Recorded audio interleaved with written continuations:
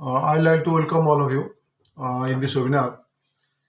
Actually, today's topic we have selected considering the fact of income tax draft 2026 and what will the future of the valuers. So that will be discussed. Um, from last few days we were working on that. Just now at 4 o'clock also we had a legal committee meeting. We completed some 10 to 15 minutes back. So we will be with us one advocate from Delhi High Court. He will just give one small speech on this, and our legal team will also talk on this also.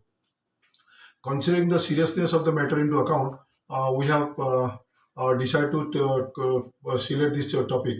Uh, but our members have been requested center-wise to represent different MPs. But I think only few of us have submitted their represent to the local MPs. But most of us have kept quiet. This is unfortunate. Unless and until we represent the same to our local MPs and we should go not to go to parliament, then that is no use. After crying after this event, it will have no fruitful result. Now each and every city we have MPs. Since tomorrow is Sunday, I am sure the MPs will be made available to you in their local because Monday the parliament is going to be start on 9th. So tomorrow within lunch hours, if you can do something, then that will better. Each and every persons of our associations should take some pen so that that can be repented. We have of course repented. Few of us have repented. We have repented our MPs of BJP, then Congress, as well also Samajwadi Party also. So no doubt we are doing well, but still then we are lacking behind. Some of the members are keeping silence and they are not yet they have done something first. Only just mailing the report to the concerned authority will not only give the spiritual meaning, rather it should be the matter should be taken up to parliament. For that, all the MPs should be informed of the local MP.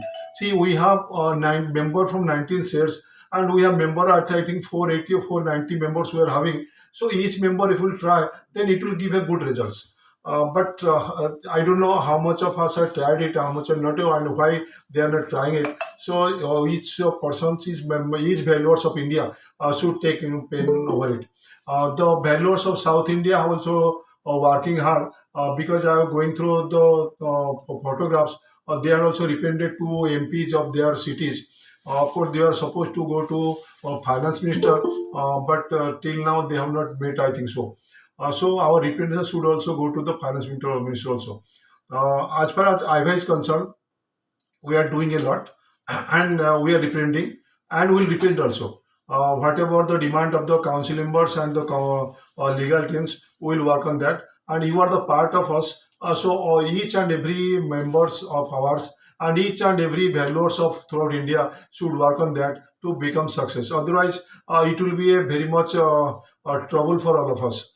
Anyway, our council and legal committee, of course, legal committee working hard up to 10 o'clock night. They also working and they are reporting to me. So no dice. On behalf of you all, I like to thank you, thank the legal committee, all the members who are directly participated in it. I like to thank them. Of course, this is our personal problem also, not the association, because if something will happen, then we will also be disturbed. Anyway, today meeting will be the last meeting. We have taken the various suggestions that will be forward to the council meeting, council committee. And council committee will sit on next Saturday, that is on 14th. So 14th, this will be whatever suggestions were there of the legal committee that will be approved in the council. Then after that, we will go forward. No doubt, we are working for our members and we will work for our members. You should start working something, or you should give some guidelines to the our team also, so that we'll progress accordingly. Now we'll have our one speaker. He will speak on this topic. He's advocate Sanjeev Panda from Delhi. Basically, he's from Odisha, but he's practicing in Delhi. So now I'll like to request Anand Singh, our legal committee head, as well as vice president, to introduce him. Now Anand Singh is requested to, of course, Sanjeev will may come some those 2 few minutes late, but still then we'll start a formality. If you late, then I request Sugata ji from Jaipur to start speaking. Then in between he will come and join us. Now I request Anand Singh to introduce our chief speaker. जी है तो वे Noida Delhi NCR में उनकी एक firm है जिसका नाम है messrs lab partners और इसको इन्होंने ये इसके मतलब संस्थापक पार्टनर हैं तो मुख्य रूप से दिवालियापन मामलों के साथ साथ कानून के विभिन्न क्षेत्रों में भी काम करते हैं। इसके दूसरे पार्टनर हैं सुमित शुक्ला तो वो खुद भी इंसॉल्वेंसी एक्सपर्ट हैं और लागत लेखाकार भी। ये दिवालियापन और दिवालियापन संहिता आईडीसी के तहत मुकदमेबाजी की पूरी प्रक्रिया देखते हैं और कारपोरेट ग्राहकों समाधान पेशेवरों को कारपोरेट दिवालियापन समाधान प्रक्रिया CIRP और IBC व्यवस्था के तहत परिसमापन प्रक्रियाओं में सलाह भी देते हैं। ये union bank of India, Punjab national bank जैसे बैंकों के पहलू में भी हैं और उन बैंकों की ओर से ऋण वसूली जो मामले होते हैं NCLT से रिलेटेड वो भी वो उसके समक्ष पेश है। ये उनका संक्षिप्त पढ़ते आगे की कार्रवाई का साथ। Sanjeev is also here. Sanjeev में मेरा छोटा भाई है। वो IIT कानपुर में मेरा काफ़ी दिन से मैं जानता हूँ, करीब 20-25 साल जानता हूँ। वो अभी वहीं प्रैक्टिस कर रहा है। मैं संजीव के रिक्वेस्ट कर रहा हूँ कि वो आया है और हमारा जो 34 जो क्या नाम जो इनकम टैक्स एक्ट आ रही है उसके बारे में कुछ बताएं और हमारा उसके फ्यूचर से क्या उसमें होता है ये, ताकि हम भी थोड़ी सी फ्यूचर के लिए अवेयर हो जाए। तो संजीव पंडा please. Thank you, sir. I apologize because there is some technical issue with my camera, so I will not be visible, but my words will reach you. Good evening, gentlemen. So it gives me immense pleasure and honor to be here in this august gathering, invited to speak on the topic which has been given to me. So मेरा परिचय तो आनंद जी ने दे दिया है।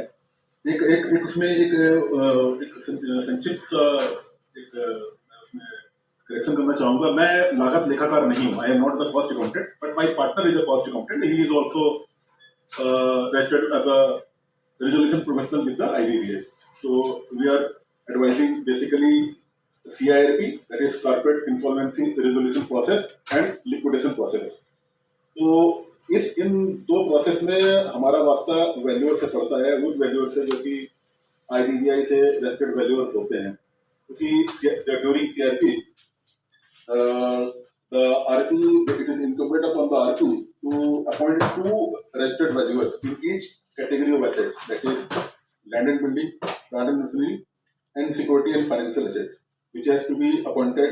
The 2 valuers have to be appointed within 7th day of the insolvency commencement date, and but not later than 47th day of the insolvency commencement date. तो उसका जो purpose ये है कि वैल्यूएशन एसेट्स का होने के बाद it guide the committee of creditor in evaluating the resolution plans that are received during the insolvency process. और ये जो वैल्यूअर्स होते हैं they are registered as valuers recognised under the companies registered valuers and valuation rules 2017। Now coming to the topic, the CBDT has invited suggestions from the stakeholders on the proposed income tax rules and the related forms framed under the newly enacted Income Tax Act 2025, which is scheduled to come into force from 1st April 2026. Now, in preparation for implementation, the Department of Revenue under the Ministry of Finance has released the draft rules and forms for public consultation, and it appears that the government wants to adopt the consultative approach aimed at smoother transition and better compliance. However, the fact as it seems is that it is mere an eye wash, because ये consultative process होना चाहिए था, but ऐसा लग रहा है कि just they have invited feedback from the public, including the stakeholders, with no discussion, deliberation whatsoever with the actual stakeholders. Actual stakeholders आप लोग हो valuers, 30-40 साल पुराने जिनके पास एक्सपीरियंस है और 30-40 साल इस प्रोफेशन के रहने के दौरान आपने एक स्पेशलाइज्ड स्किल और एक अनुभव अर्जित किया है कि जो कि आप अपने आने वाले जनरेशन के साथ शेयर करते हो। अब जो लेना लो करो। ये जो ड्राफ्ट रूल है is going to impact you. तो जो सेक्शन 514 है जो कि एक सब्सटेंशियल लॉ है, उसी के अंतर्गत ये रूल फ्रेम हुए हैं। दैट इज पर्टिकुलरली रूल 246 सब बिल हो गई, तुम यहाँ बैठो। which provides the procedural and operational framework for giving effect to the this section 514. तो direct I am coming to the topic. जो सेक्शन जो पर्टिकुलर जो रूल है, जो रूल हमको इम्पैक्ट कर रहा है, we are concerned with rule 247 which covers the qualification required for a person to be registered as a valuer. Now if you come to that particular rule, मैं इसको भी रूल में ओपन करके just I am trying to read it out. एक वो लड़की सत्येंद्रनाथ वाली रहेगी, वो दिखाओ।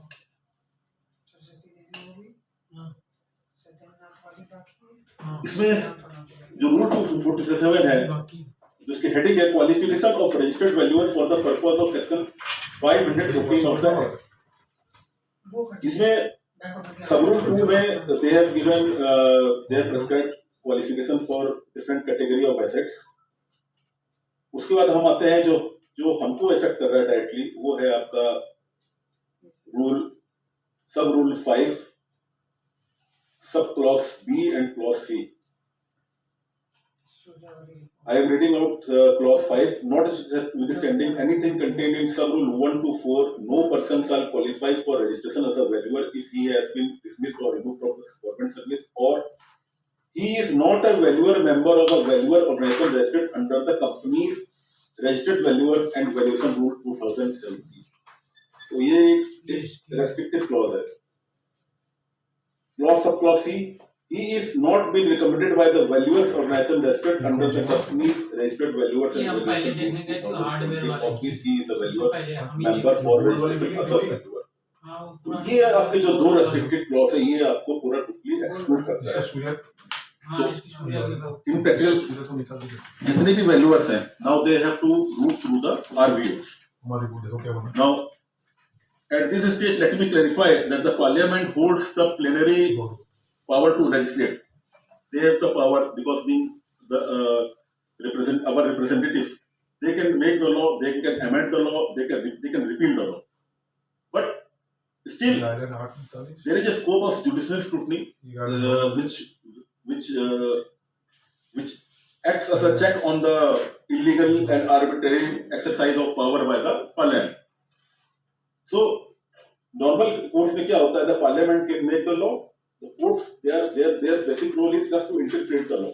Now यहाँ पर हम देखते हैं कि एक जो सबसे ज्यादा आपने देखा होगा, तो इस पर्टिकुलर दो रूल्स को अगर आप देखते होंगे, तो इसमें एक चीज बहुत ही ज्यादा ग्लेरिंग होती है। मैंने इसको yesterday just I have gone through it. That the most glaring point which I have noticed is whenever any act is whenever any new act is passed, or when it comes to the statute book, any act or the rules and regulations that are framed thereunder, always there is a some grandfathering clause which is specially drafted to save the existing class है, जो existing group of persons है, एक existing framework पे चला आ रहा है, उसको disturb न करने के लिए grandfathering clause normally होता है, normally most of the cases।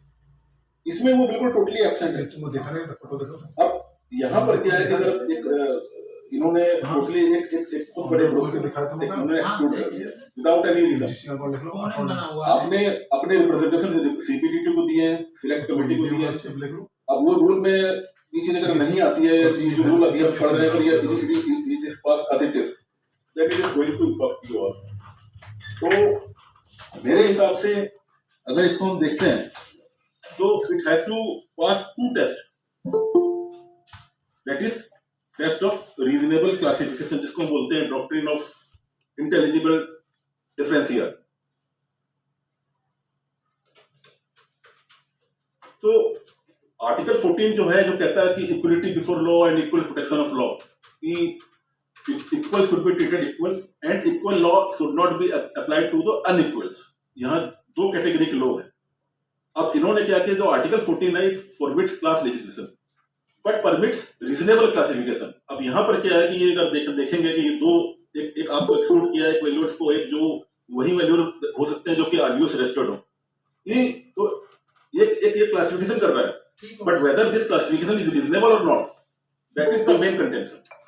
तो रीजनेबल क्लासिफिकेशन होने के लिए there are two test, that is the classification is based on an intelligible differentia, that is clear non arbitrary distinction, distinguish grouped persons from those who are left out of the group. And second thing, the differentia has a rational relation with the object that is sought to be achieved by the act. अब यहाँ पर इन्होंने जो एक ground fathering clause का जो absence है, that is that prima facie that seems to be unreasonable, arbitrary. आपने अपना रिप्रेजेंटेशन दे रखा है। दूसरा, इनको जब ये रूल्स बनते हैं, rules normally comes they come under the delegated legislation. Act तो पार्लियामेंट में आती है।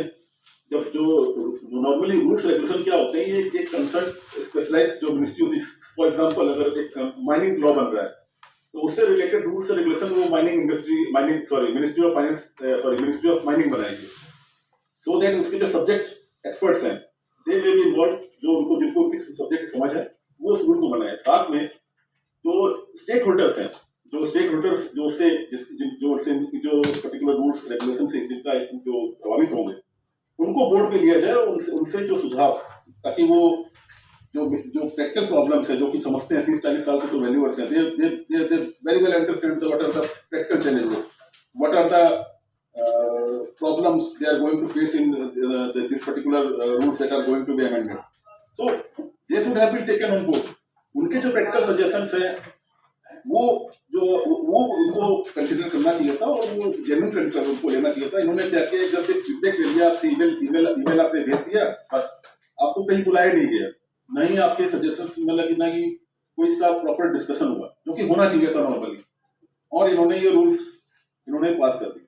तो ये टेस्ट ऑफ रीजनेबलनेस को मेरे हिसाब से जो डॉक्ट्रिन ऑफ इंटेलिजिबल डिफरेंशिया है, इसको ये प्राइमा फेसी ये पास नहीं कर रहा। तो on that ground there is a scope that this particular rule can be challenged if it is passed as it is in the court of law. And as of now we are not clear कि जो हमारे suggestions हैं उन्होंने लिए कि नहीं लिए हैं। तो अभी तो ये we just have to wait and watch ये रूल किस तरह से ये पास हो जाता है। अब अभी as of now हमारे पास एक रिकॉर्स एक्ट के पास होने से पहले अभी हमारे पास क्या है, एक पार्लियामेंट्री एंड एडमिनिस्ट्रेटिव रिकॉर्स है हमारे पास। सबसे पहला कि we direct representation to the concern ministry, that is ministry of finance. We should give a detailed representation to the ministry of finance and जिसमें कि हम अपने सारे ऑब्जेक्शंस और सारा जो भी इनपुट्स हैं उनको हम दे दें, और ये भी लिख के हम उसमें ये भी पॉइंट आउट कर दें कि हमने अर्लियर रिप्रेजेंटेशन सीबीडीटी को दे रखा था और हमने उनसे रिक्वेस्ट भी करी थी कि हमको वोट लिया जाए और हम हमें पर्सनल हियरिंग के लिए बुलाया जाए, जो कि वो नहीं उन्होंने किया। दूसरी चीज, आप जो मेंबर ऑफ पार्लियामेंट है दोनों साइड के, जो पावर में है और जो पावर में नहीं है, दोनों के साथ आप एक स्ट्रॉन्ग लॉबिंग करिए ताकि ये फ्लोर ऑफ द हाउस, ये बोथ हाउसेस ऑफ पार्लियामेंट जब ये टेबल होता है तो उस पर एक मीनिंगफुल डिबेट हो सके। एक तो ये ऑप्शन आपके पास है। उसके बाद जब ये पास हो जाता है देन ऑलवेज, जैसे मैंने बताया कि ये doctrine of reasonableness, doctrine of intelligible differentia जो टेस्ट है, जो दो टेस्ट है, उसको ये प्राइमा फेसी पास नहीं कर रहा, क्योंकि इसमें ग्राउंड फादरिंग क्लॉज जो मोस्टली एक्ट में होता है in order to ensure smooth transition, वो इसमें कहीं ना कहीं एब्सेंट। तो वो हम लेटर कोर्स में हम एक्ट पास होने के बाद we would see what are the legal reports available to us and accordingly we will find the sir इन्हीं के साथ sir I conclude my address and thanks to you all for giving me this opportunity to address you as esteemed members. Thank you. I would like to request any member of ours if any question, any query, then he can ask him. If any have any query.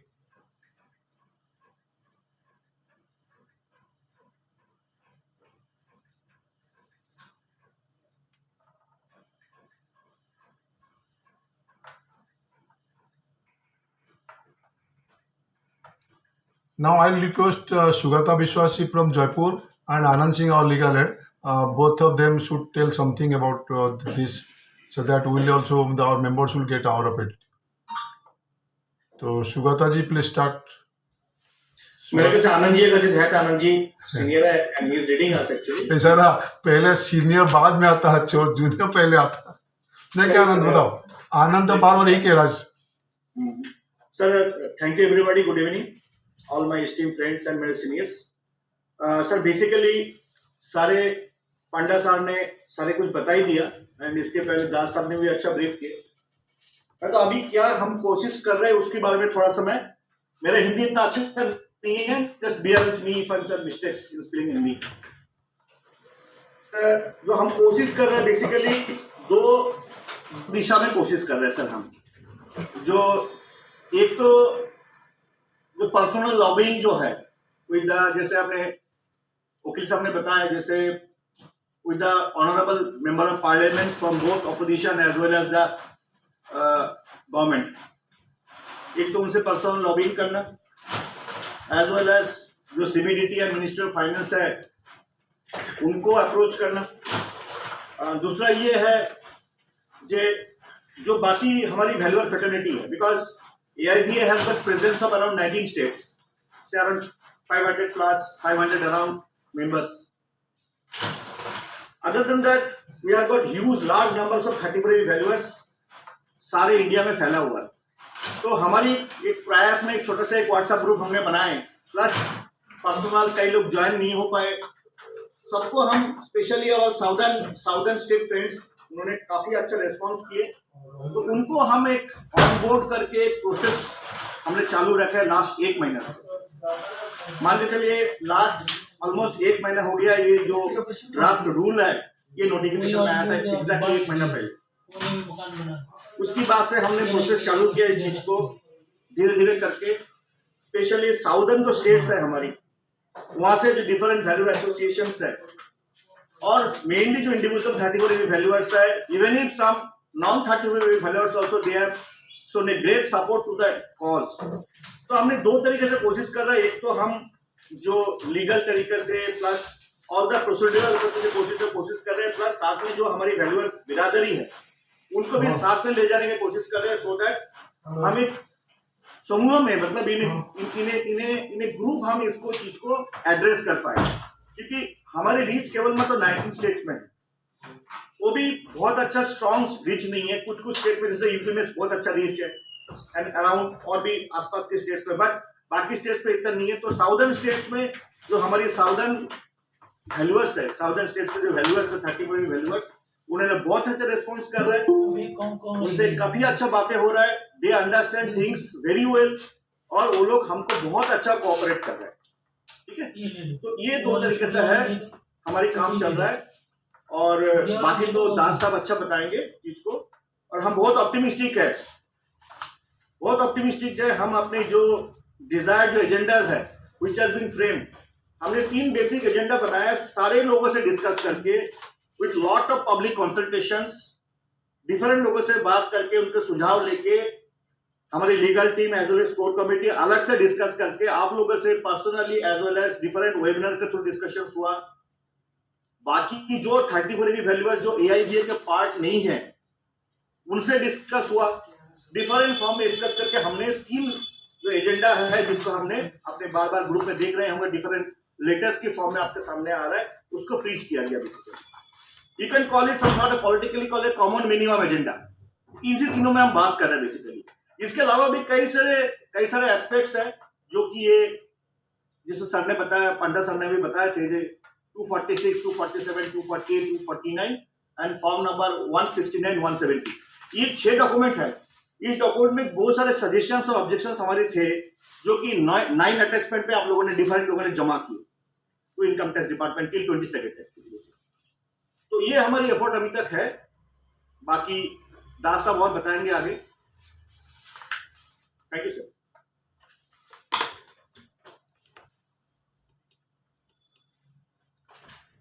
Sugat धन्यवाद।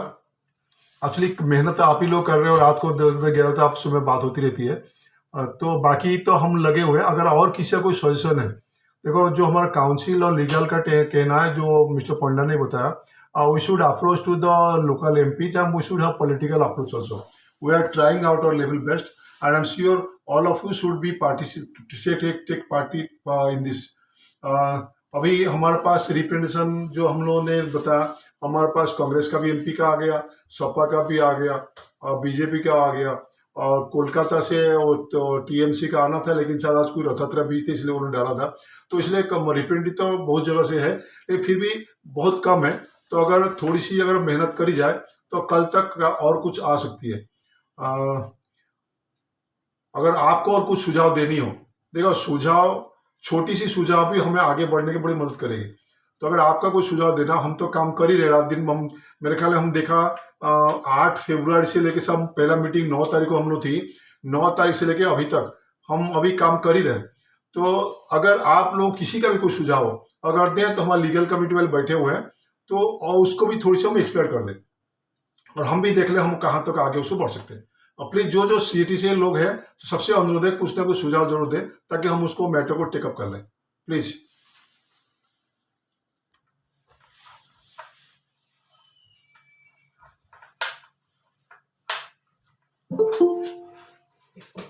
तो मेरे ख्याल में और किसी सुझाव नहीं है।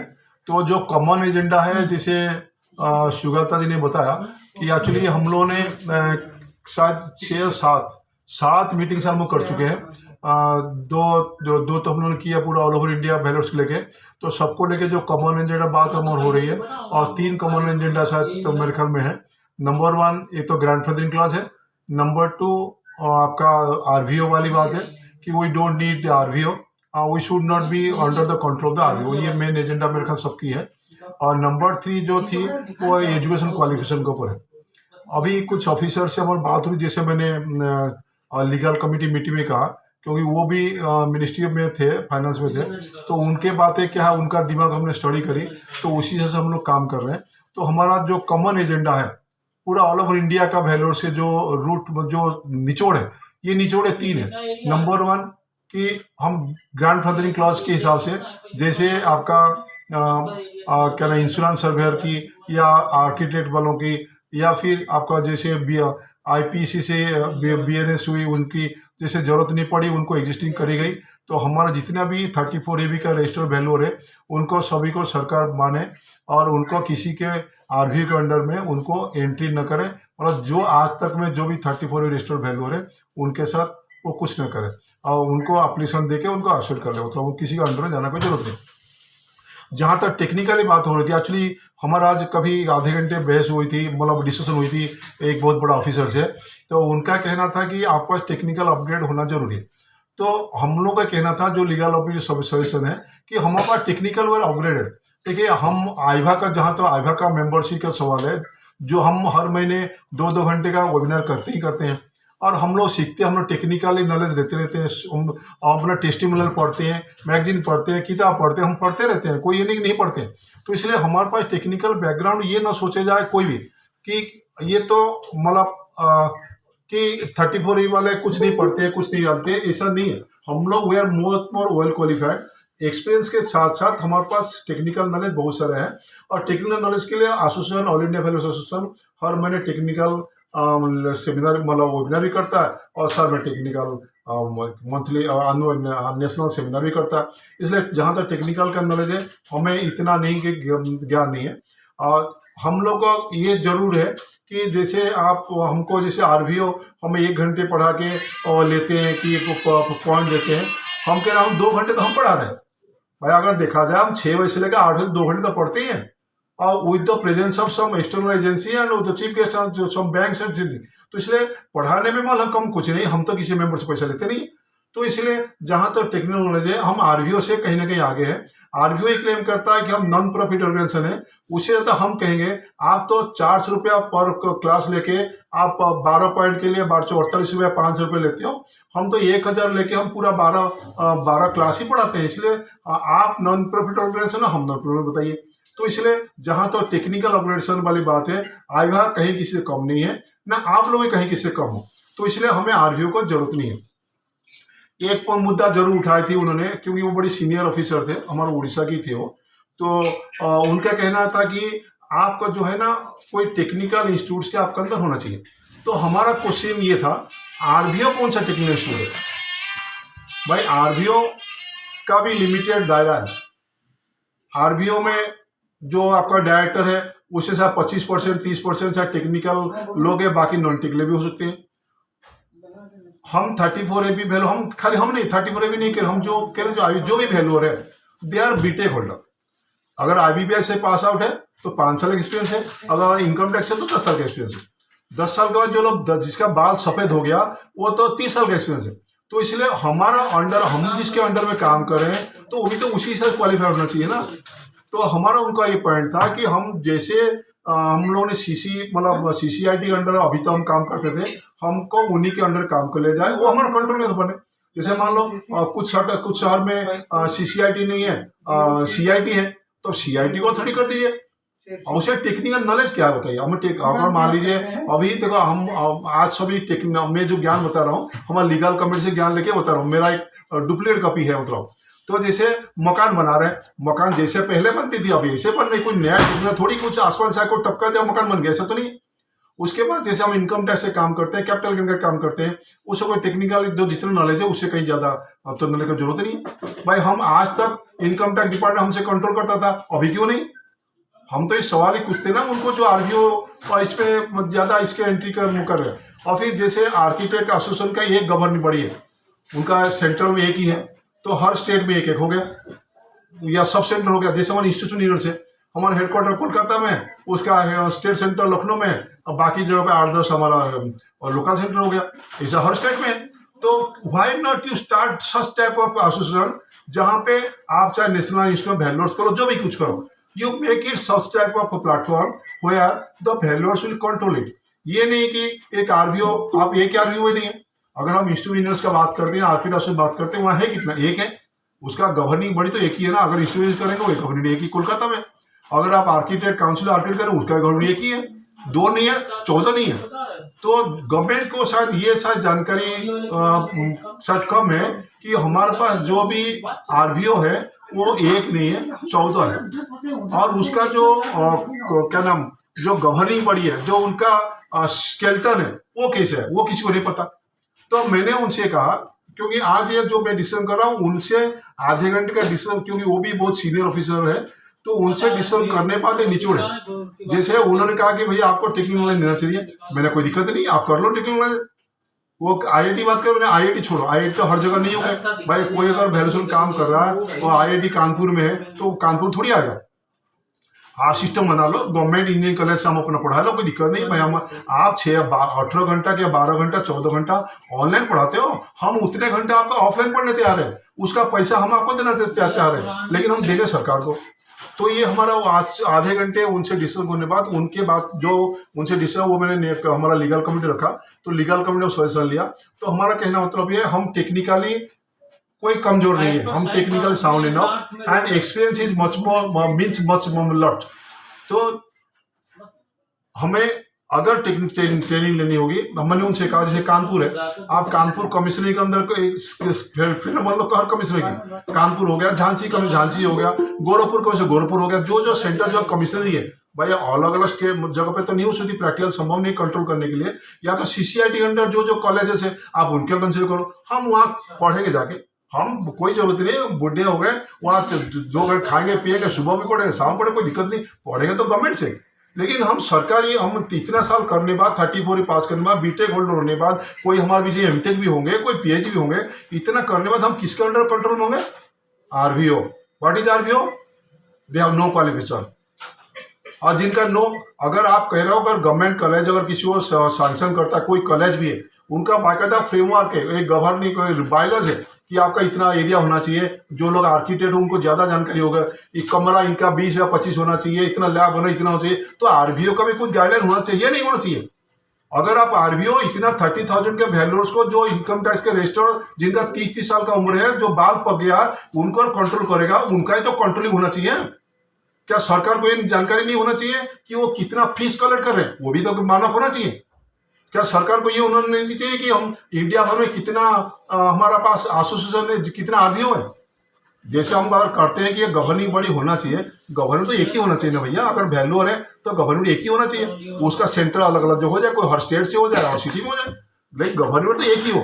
हम क्या कर रहे हैं, रजिस्टर्ड वैल्यूअर, नाम तो आरबीओ है। सरकार सोच रहा है कि ये एक ऑर्गेनाइजेशन है, लेकिन कितने ऑर्गेनाइजेशन भारत में है? 12-13।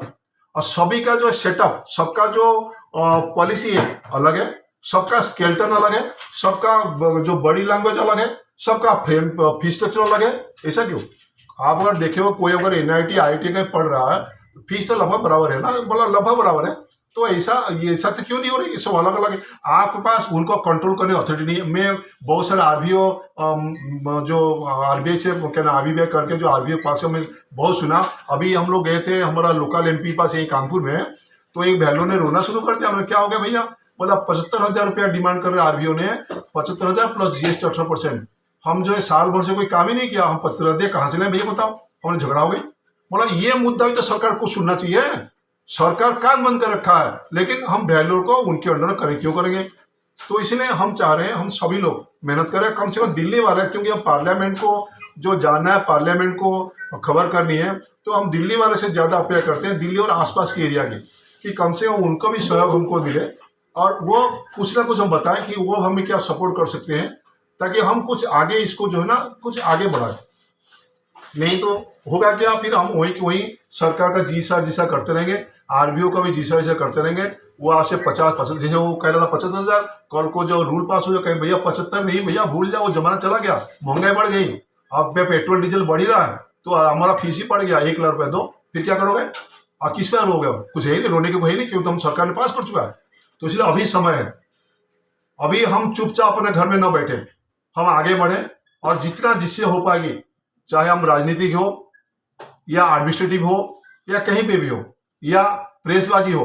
अगर आप मीडिया में, मतलब दिल्ली में जो लोग मीडिया में, कम से मीडिया में हर मीडिया छप जाए तो कम से दिल्ली में मंत्री जंत्री फंत्री जितना सब वो भी सुनने आएंगे क्या है क्या नहीं। तो इसीलिए हम चाहेंगे कि आप जितने सारे लोग हैं सभी लोग इसका अपोज करें। आरबीओ हम चाह रहे हैं कंट्रोल हो, देखो बिना कंट्रोल, हम कंट्रोल अभी भी कोई भी वैल्यूअर 34 वैल्यूअर का अभी कोई जाके कहीं जिंदाबाद मुर्दा कहीं किया? कभी नहीं किया। अगर आप देखोगे, चाहे वो कोई और को प्रोफेशनल को हो, जिंदाबाद मुर्दा जरूर करते हैं, घेराव करते हैं, कुछ करते हैं, लेकिन वैल्यूअर कभी नहीं, क्योंकि valuer are well behaved, well controlled. तो इसलिए आप उनसे कहे तो किसी कंट्रोल रहेंगे? क्यों कंट्रोल रहेंगे? क्यों? जरूरत नहीं। हम इतने साल से कर रहे, कभी भी आप सुने होंगे एडवोकेट ने किया, फलाना ने किया, फलाना ने किया, वो हड़ताल किया, वो क्या सो किया, कभी भी आपने सुना कि वैल्यूअर ने कोई हड़ताल किया? कभी नहीं किया। वो शांत प्रिय है, वो शांत रहना चाहते हैं, लेकिन अशांति कौन करा रहा? सरकार करा रहा। और जहां तक हम अभी आज डिस्कशन कर रहे थे, जो स्टैंडिंग कमेटी, जो सिलेक्ट कमेटी है, सिलेक्ट कमेटी ने जो ड्राफ्ट बनाया था वो ड्राफ्ट हटके वो बाईपास हो गई। सिलेक्ट कमेटी में जो बाईपास जो उन्होंने ड्राफ्ट तैयार करी थी उसमें हमारा आरबीओ का जिक्र ही नहीं है। तो ये आरबीओ वाली पार्ट रूल में कहां से आ गया? तो इसका मतलब क्या, सिलेक्ट कमेटी और जो रूल्स बनी उसके बीच में जो गैप है, वो गैप में कोई ना कोई आदमी उसके अंदर है जो इसको गड़बड़ किया। तो इसलिए ये बातें सरकार तक जाना जरूरी है कि हम आपको जो भी सिलेक्ट कमेटी है उनके बात में हमारा कोई ऑब्जेक्शन नहीं है, लेकिन हमारा सबसे ऑब्जेक्शन है जो सिलेक्ट कमेटी ने जो तय करी थी तो क्यों चेंज हो गई। हम अभी हम लीगल कमेटी वही कह रहे थे, सिलेक्ट कमेटी में एक चेयरमैन है बैजन पन्ना साहब, उसके अंदर 30 एमपी है। एमपी को सैलरी मिलती नहीं मिलती है? मिलती है। अगर उन्होंने सिलेक्ट कमेटी काम करी, उनका महीने 2 महीने 3 महीने कुछ समय तो लगा होगा, जितना समय लगा होगा उसको उनको तो पैसा मिला होगा, चाहे सैलरी रूप में हो कहीं भी रूप में हो। अगर आप सिलेक्ट कमेटी की बात नहीं मानोगे और अपने मन से कर दो तो उनका तो हमारा पैसा बेकार है। पैसा किसका है? हमारा। हम आपको इनकम टैक्स दे रहे हैं, आपको जीएसटी दे रहे हैं, सब कुछ तो दे रहे हैं आपको। तो इसलिए ये है जो खिलवाड़ हो रही है, ये खिलवाड़ हम चुप बैठने से नहीं होगा। हमें जितना, हम ये भी नहीं कि हम एग्रेसिव हो गए, हम नहीं कि हड़ताल करेंगे, कुछ नहीं करेंगे, लेकिन हमारा जितना रिप्रेजेंटेशन है, कम से रिप्रेजेंटेशन हर जगह पे जाए, जो जो हमारा मतलब की है वहां तो जाए। अब ये चुप बैठने का समय नहीं है, क्योंकि और थोड़ी दिन रह गया तो पता नहीं क्या हो क्या नहीं। अभी हम खैर हम तो उम्मीद करते हैं कि हमारा फेवर में होगा, लेकिन तो उम्मीद है, लेकिन खाली सोच के घर में बैठ के अगर सपना देखेंगे तो भी तो नहीं है ना, हमें मेहनत करनी पड़ेगी। इसलिए आप सबको आगे आना पड़ेगा, जिससे जो संभव है हमको मदद करनी पड़ेगी। हमको इन द सेंस क्या, देखिए इसमें किसी व्यक्तिगत काम है नहीं। अगर सफर और अगर आश्वासन भी नहीं होगा, देखो हम आश्वासन का एक एक सदस्य जो है अब सबका इंडिविजुअल है। अगर हमारा लीगल कमेटी रात दिन मर रहा, आप पूछिए, अभी बैठे हैं सूर्यादय जी आनंद बैठे हुए, 2 लोग अभी डायरेक्ट पार्टिसिपेट है, रात को 11-12 तो मैं उनको फोन करता हूँ, मैं कुछ काम नहीं कर ली, उनको कंट्रोल रखता हूँ। तो क्यों करते हैं, मतलब खैर उनका भी फायदा है, क्योंकि अगर आरबीओ से चला जाएगा नुकसान सुगता जी की भी होगा, उनका भी होगा, हमारा भी होगा, आपका सबका होगा। लेकिन लीडरशिप का जरूरी है कि हम लीडरशिप करनी है। एक लीडरशिप के सब लोग तो सब कुछ काम कर नहीं सकते हैं, तो इसलिए उम्मीद करते हैं कि आप सभी कम से कम जो बैठे हैं कुछ बोले, और आगे वो क्या कर रहे हैं आश्वासन के लिए कम से हम सुने तो सही। हम देखा, मैं अभी बताऊं, इसमें अभी ऐसे लोग बैठे होंगे जिनको मैं फोन कर रहा, तो 15 दिन से फोन ही नहीं उठ रहा, पता नहीं क्यों नहीं उठ रहा। क्यों ऐसा नहीं कि दास जी कहीं, अभी हम सुगाता से, आनंद से, उपाध्याय से हम कम से डेली 4 से फोन करते, रात को 11 बजे फोन करते, कभी उनका फोन हमारा ये नहीं कि हम अटेंड ना करें, मतलब ये नहीं कि मैं प्रेसिडेंट हूँ, पर ये प्यार है, उस संस्था के लिए प्यार है, आपके साथ प्यार है, वो सबके आपके लिए करना चाहते हैं। तो इसलिए जो जो लोग बैठे हैं, मैं सबसे अनुरोध करूंगा वो कुछ सलाह जरूर दे, आगे क्या करना और क्या करेंगे वो लोग, क्योंकि 9 तारीख को पार्लियामेंट स्टार्ट होगी। हो सकता है ये भी उम्मीद जताई जा रही है कि 9 तारीख से हो सकता है ये पॉइंट उसमें न उठाया जाए, लेकिन फिर भी हम तो आगे तैयार रहनी पड़ेगी। कम से कम अपने एमपी से तो इशू करनी पड़ेगी। आपका कि जहां तो दिल्ली वाली बात है, देखो मैं अभी बार इसलिए दिल्ली कह रहा हूं कि यहाँ का अखबार दिल्ली वाले एमपी मंत्री नहीं पढ़ेंगे, लेकिन दिल्ली का अखबार कहीं ना कहीं खुदा ना खास्ता अगर किसी मंत्री या नेता कोई ऑफिसर कान आंख में पड़ गया ना, उसका बहुत असर पड़ेगी। तो इसलिए विशेष स्तर पे मैं दिल्ली वालों को अनुरोध करूंगा वो हमके मदद करें, पार्लियामेंट मतलब पॉलिटिकली भी, एडमिनिस्ट्रेटिव भी और पेपरबाजी भी। तो अगर जो दिल्ली वाले हैं कम से बताए कुछ तो करे हमारे लिए, मतलब इस समय घर में बैठने से नहीं है, हम काम करने से। तो अगर कुछ बोलना है किसी को प्लीज बोलिए, हम लोग तो कर ही रहे हैं, हम तो 8 फरवरी से लगी हुई है, रात दिन कर ही रहे। इन लोगों तो मैं सोने नहीं दूंगा जब तक ये काम कंप्लीट नहीं होगा। तो इसलिए आप लोग कम से बताइए, जो हम लोग करें एमपी को अप्रोच करनी, ये करनी, आप लोग कहाँ तक हमारे साथ है, कितना आप लोग मेल भेजा, कम से कम बताइए। जो नहीं भेजा कम से कम कल जो है सुबह उठ के कुछ काम न करते हुए वहाँ अपने स्थानीय एमपी से मिले, वो कुछ काम करें। कम से कम अगर हर एमपी से चला जाएगा ना रिप्रेजेंटेशन, तो उसका कुछ ना कुछ असर पड़ेगा। हम कोई एग्रेसिव नहीं करते, हम सरकार के खिलाफ नहीं है, लेकिन ये जो बीच में जो कमेटी का जो ड्राफ्ट है और रूल में ये जो डिफरेंस हुआ, यही गलत हो गया। ये क्यों हुआ, इसके लिए जिम्मेदार कौन है? अगर ये कही जाए कि सिलेक्ट कमेटी से खाली एक फॉरवर्ड करता है, तो फिर सिलेक्ट कमेटी रहना बेकार है। हम 30 एमपी है, हमने अभी कल गए थे, आप विश्वास नहीं करोगे, मैं बता दे रहा हूँ, मैं बताना नहीं चाहता मैं क्या काम किया। सपा का यहाँ पे अखिलेश जी का गढ़ यहाँ पे कन्नौज में, उनका घर में शायद 5-6 एमपी है। हमें हमारे क्लाइंट ने कहा कि भैया 9 बजे तक निकल जाए, पहुंच जाओ वहाँ पे, तो मुलाकात हो जाए, उसके बाद पता नहीं नहाने चले जाएंगे, ये करेंगे, तो आपसे मुलाकात होना थोड़ी सी दिक्कत होगी, आप बैठना पड़ेगा। मैं सुबह 6 बजे, मेरा ड्राइवर नहीं था, गाड़ी लेके यहाँ से गया, 6 बजे यहाँ से निकला, वहाँ 9 बजे उनका दरवाजे पहुंच गया। फिर जब वहाँ पहुंचा पता चला कि साहब 11 बजे साहब मिलेंगे। तो मैंने चलो ठीक है, जब कानपुर से आया हूँ, यहाँ से 175 किलोमीटर है, जब आया हूँ 6 बजे गाड़ी चला गया, तो यहाँ 2 घंटे बैठ जाऊँगा। तो वहाँ बैठा रहा, फिर 11 बजे से लोगों ने आना शुरू हुआ, तो उन्होंने कहा साहब बगल वाले ऑफिस में आप लोग बैठ जाइए, बोला ऑफिस में बैठ गया। और क्योंकि हमारा किसी अच्छा अप्रोच था मेरे तरफ से, वो भी मेरा क्लाइंट था, तो मैं कह रहा हूँ मतलब वैल्योर का जो है हनुमान जी को ये पता थोड़ी था 7 समुद्र लांग जाएंगे, कभी नहीं पता था, उनको याद दिलाया गया तो सांग चल लोगे। ऐसे हम लोग भी, आप समझ लो पिछले 1 महीने से हम लगे हुए हैं, हम कैसे हनुमान बन सकते हैं। तो फिर हमने जो क्लाइंट को फोन किया, आप सबके पास अपने अपने क्लाइंट है, आप सबके पास पावर है, लेकिन वो पावर का इस्तेमाल नहीं कर रहे। अगर मैं क्लाइंट को फोन न करता, वो हमको मिलाता नहीं। फिर वहाँ करीब 50 लोग बैठे थे, वो 11 का टाइम तो था, लेकिन मेरे ख्याल 11:15 बजे संसद जी बाहर निकले, अखिलेश नहीं थे, उनका भाई थे आदित्य यादव जी थे। तो उन्होंने कहा कि साहब हमारा जो मिलने वाला था, उन्होंने क्योंकि हमारा नाम परिचय थे, सबसे पहले मेरे से मुलाकात हुई, तो मैं अपने दुख की बताई कि हमारे आश्वासन में क्या क्या है।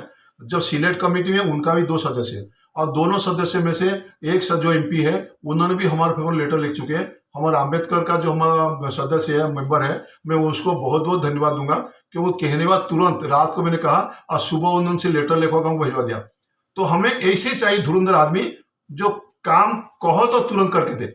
आप पूछना, मैं एक्चुअली क्या ना, कुछ मतलब नाम कुछ लोग चाहते हैं नाम न ले, मैं भी नहीं चाहता था, लेकिन क्योंकि आपको इसलिए कह रहा हूं कि जैसे वो धुरंधर व्यक्ति ने रात को समझ लो 9 बजे मैंने कहा, बोला साहब टेंशन न लो, मैं कल सुबह आपको लेटर लिखा, आपको लेटर फॉरवर्ड करता हूँ। वो सभा के है और सिलेक्ट कमेटी का मेंबर भी है।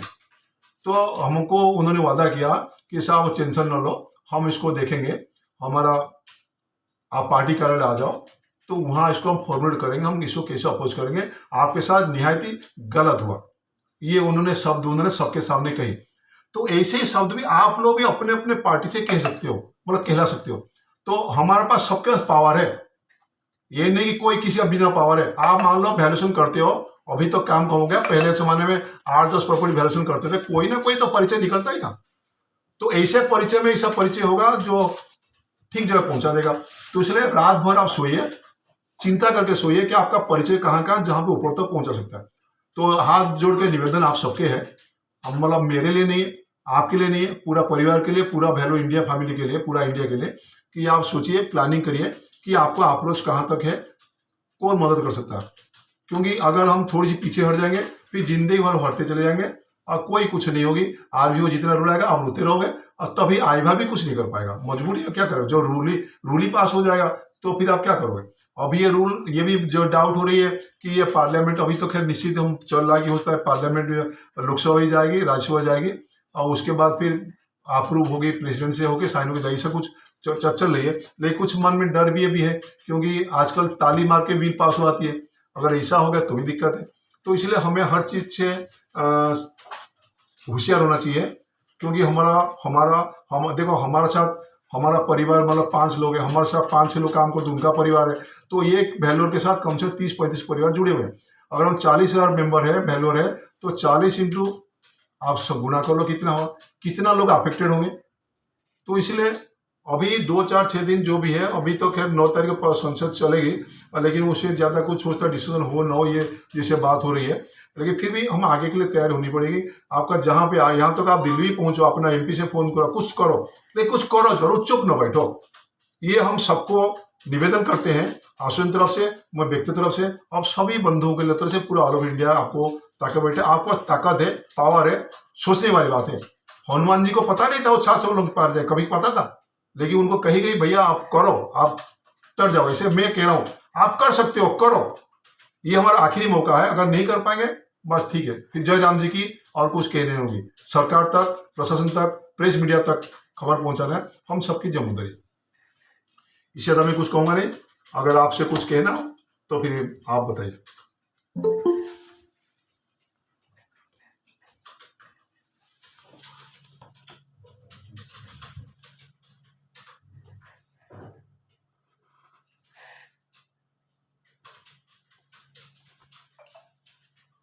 उसके बारे में कुछ किसी को कुछ कहना हो। 3 कॉमन एजेंडा हम 7-8 मीटिंग पे फाइनल किए हैं। तो ये कॉमन एजेंडा से हटके अगर किसी को कुछ कहना तो भी बोल सकते, कोई दिक्कत नहीं कि हम उसको फाइनल तक कर ही चुके हैं कि हमारा एजेंडा कॉमन एजेंडा। क्योंकि जब हम सब मिलकर काम करें, सबके व्यक्तित्व मामला, सबके अपना फ्यूचर वाली बात है, तो ये कॉमन एजेंडा हम कल 6-7 मीटिंग से ये हम फाइनल किए। उसके बावजूद ही अगर आपका कुछ एडिशन करना हो तो भी आप बोल सकते हो।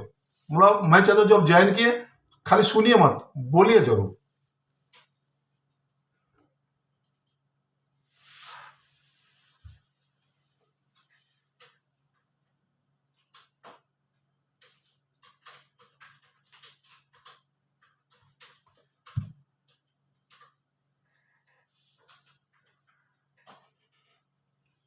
सुगाता जी आपको कुछ कहना? एक्चुअली आनंद का थोड़ी सी प्रॉब्लम है, वो बोलने में कुछ दिक्कत है, तो इसलिए उन्होंने कहा कि एक चीज में हमको मदद मिलता।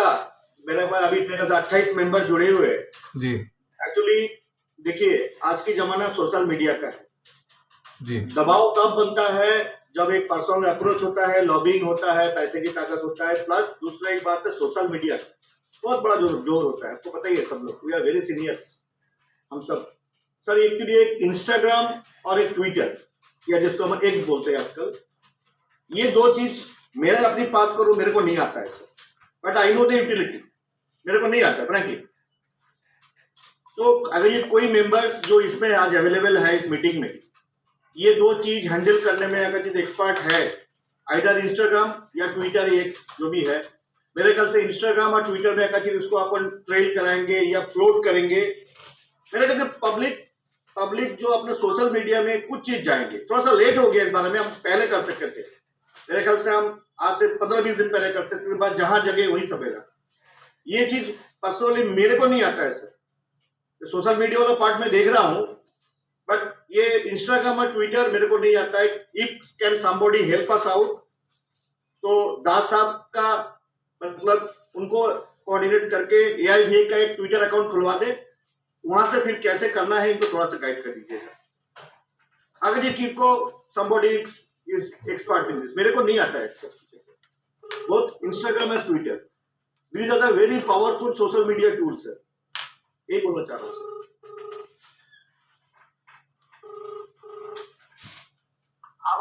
वोट ऑफ थैंक्स तुमको देनी, ललित नहीं है। हाँ, आज सुगाता जी ने अच्छा याद दिलाया। अच्छा, ट्विटर के लिए हमारे एक मिलने वाले हैं, उड़ीसा की है, वो दिल्ली में एडिशनल डिप्टी कमिश्नर है, इनकम टैक्स में है। तो उन्होंने जो सलाह देते रहते हैं, हम वही काम करते रहते हैं।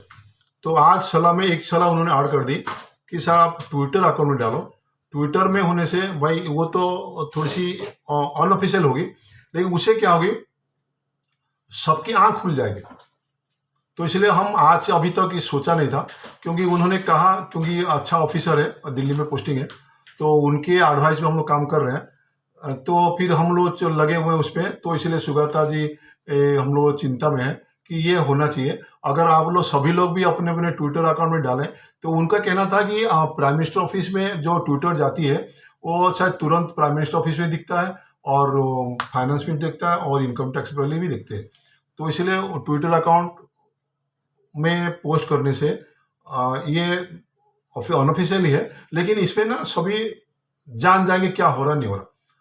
तो इसलिए अगर आप लोग सभी अपना इंडिविजुअल में ट्विटर खोल के डाल सकते हैं। देखिए, ये तो कोई व्यक्ति समस्या है नहीं, मतलब आप भी, आपकी समस्या, हमारा समस्या, जितना लोग 28-30 लोग जो बैठे हैं, सबकी समस्या है। तो अगर आश्वासन अपने तरफ से तो इसमें लगा हुआ, और मेरे ख्याल में हो जाएगी। लेकिन अगर व्यक्तिगत भी आप ट्वीट कर लिए, तो उसमें होगा कि देखो यार कुछ चीजें हो रही, कुछ गड़बड़ हुआ। तो अभी तक एक्चुअली जैसे मैंने कहा, सिलेक्ट कमेटी ने जो ड्राफ्ट किया और जो रूल बना, दोनों में बहुत डिफरेंस है। ऐसा डिफरेंस क्यों हुआ? तो ये सरकार को, देखिए सरकार के पास बहुत काम है, हम सरकार को ब्लेम नहीं कर रहे, लेकिन ये कि कहीं ना कहीं गड़बड़ तो हुआ। अगर आप मान लो घर की गार्डियन हो, घर की पापा हो, आप ना बच्चे से कह दिया भैया वहां से लाना 2 किलो आलू ले आना, हाँ, तो उन्होंने क्या लाए ना, आप तो कह दिया, पैसा दे दिया।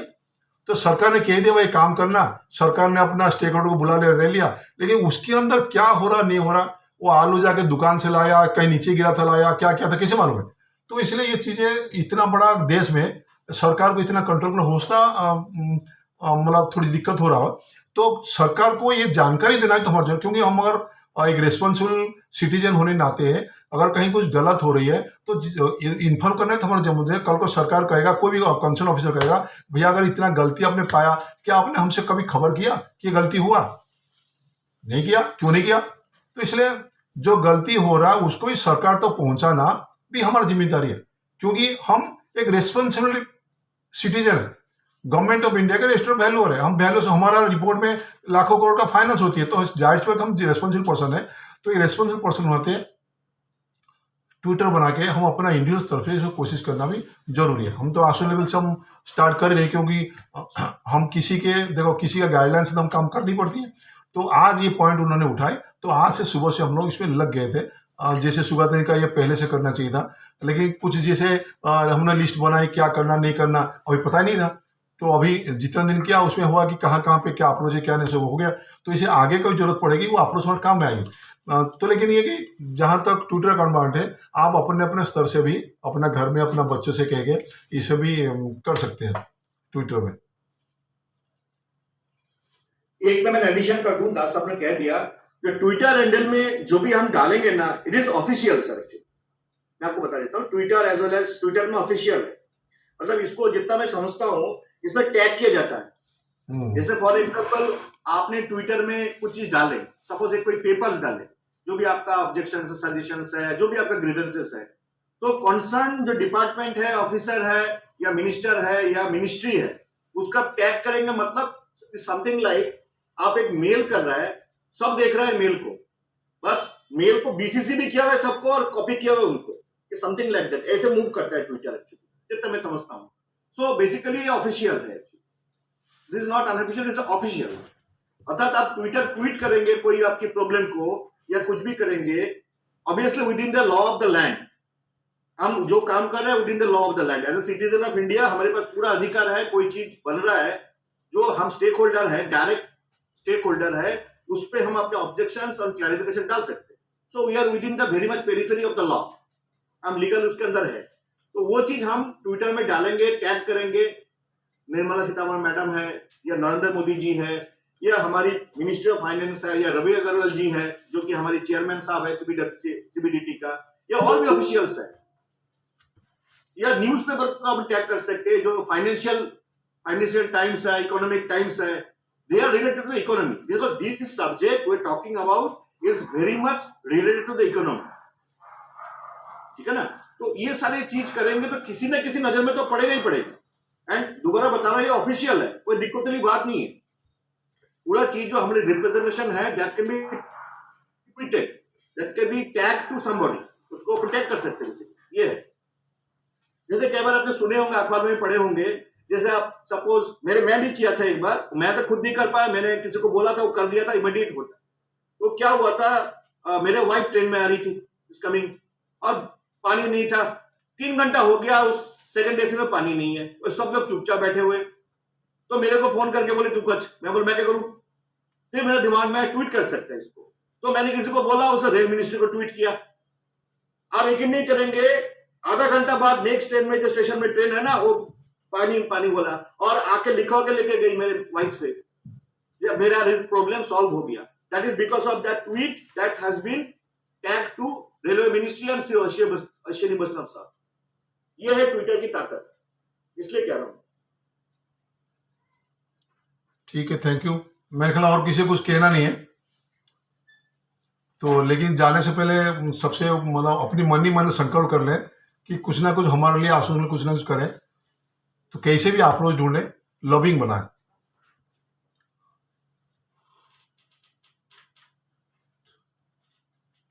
तो आज हमारा ऑफिशियली जनरल सेक्रेटरी भी नहीं है, तो मैं हमारा कानपुर सेंटर के चेयरमैन और काउंसिल मेंबर आशुतोष श्रीवास्तव से रिक्वेस्ट करूंगा vote of thank they.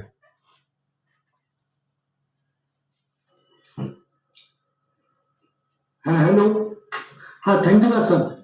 Thank you Das साहब, आपने तो खैर बहुत मेहनत की है, मैंने देखा भी है, और मैं यही चाहूंगा सारे मेंबर से, दास साहब की बात का अगर अमल कर लेंगे हम सब लोग तो जरूर सफलता प्राप्त करेंगे। इसी के साथ मैं ये कहना चाहता हूँ कि आप सब लोगों ने अपना कीमती टाइम निकाला। हालांकि आज हमारी जो यहाँ पे मेंबरशिप शो हो रहे हैं बहुत कम हो रहे हैं, पता नहीं, जबकि आज इतनी इम्पोर्टेंट मतलब वो पोजीशन चल रही है, लोगों के ज्यादा मेंबर्स होने चाहिए थे इसमें। लेकिन खैर आप सब लोगों ने टाइम निकाला, थैंक यू वेरी मच। ऐसे ही सहयोग बनाए रहेंगे तो हमेशा हम लोगों की जीत होगी। धन्यवाद। Thank you. Thank you.